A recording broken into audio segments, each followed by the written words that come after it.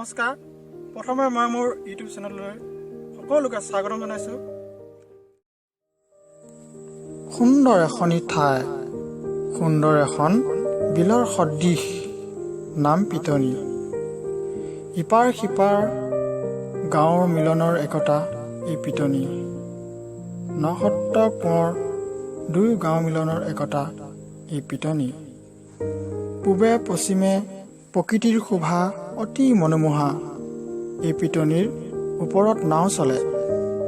পিতনি সেউজীয়া হয়, সোণালী ধানগুটি পিতনিৰ পৰাই বহাগ জেঠত গৃহমুখী হয়।